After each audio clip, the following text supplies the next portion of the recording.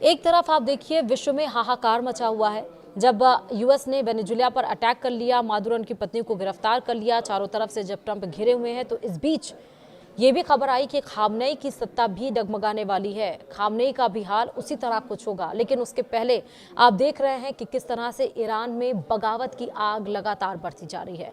सड़कों पर विरोध प्रदर्शन और तेज होता जा रहा है और इतना तेज हो गया है कि गोलाबारी सब कुछ वहां पर दागे जा रहे हैं और इस बीच 4 की मौत भी हो गई है।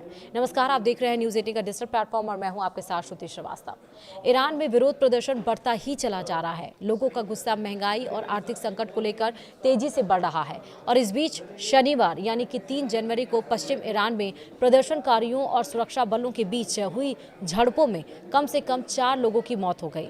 2 मानवाधिकार संगठनों ने आरोप लगाया कि रिवॉल्यूशनरी गार्ड्स ने प्रदर्शनकारियों पर गोली चलाई। देश भर के कई शहरों में शनिवार यानी कि 3 जनवरी को भी प्रदर्शन जारी रहे। ये प्रदर्शन ईरान में बढ़ती महंगाई के खिलाफ गुस्से की वजह से शुरू हुए।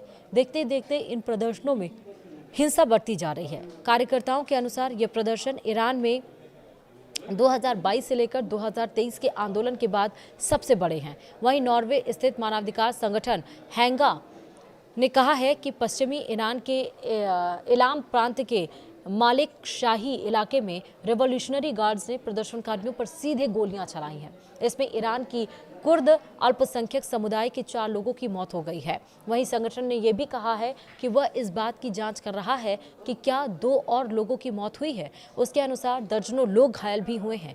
नॉर्वे में भी स्थित एक अन्य संगठन ईरान ह्यूमन राइट्स एनजीओ ने कहा है कि मालिक शाही में सुरक्षा बलों की ओर से प्रदर्शन पर हमला किए गए जाने के बाद कम से कम 4 लोगों की मौत हुई है और 30 लोग घायल हुए हैं। वहीं ईरान के अंदर मीडिया ने अलग तस्वीर पेश की है। मेहर न्यूज एजेंसी ने बताया है कि एक रिवॉल्यूशनरी गार्ड की मौत हो गई है जब दंगाइयों ने एक पुलिस स्टेशन में घुसने की कोशिश की। वहीं एएफपी के मुताबिक सरकारी बयानों और मीडिया रिपोर्ट्स के आधार पर देखा जाए तो ये प्रदर्शन कम से कम 30 शहरों तक पहुंच चुके हैं।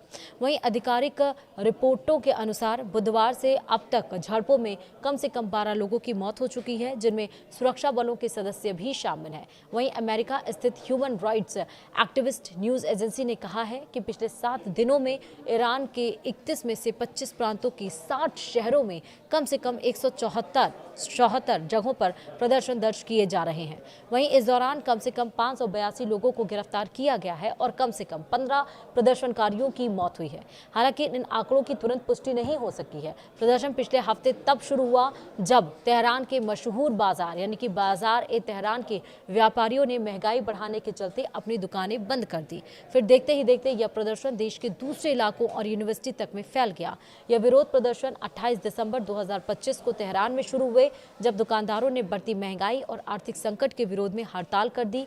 देश में लोगों का गुस्सा तब फूटा जब ईरानी करेंसी रियाल गिरकर रिकॉर्ड निचले स्तर पर पहुंच गई और $1 के मुकाबले 14.2 लाख रियाल तक पहुंच गई। साथ ही सरकारी आंकड़ों के मुताबिक दिसंबर में महंगाई दर 42.2% तक पहुंच गई है, जो नवंबर से 1.8% ज्यादा है। साथ ही खाने पीने की चीज़ों की कीमतें पिछले साल की तुलना में 72% बढ़ गई हैं, जबकि स्वास्थ्य और दवाइयों से जुड़ी चीज़ें 50% महंगी हो गई हैं और इसीलिए लगातार बवाल मचा हुआ है। देखना होगा कि इस बगावत की आग शांत कब होती है।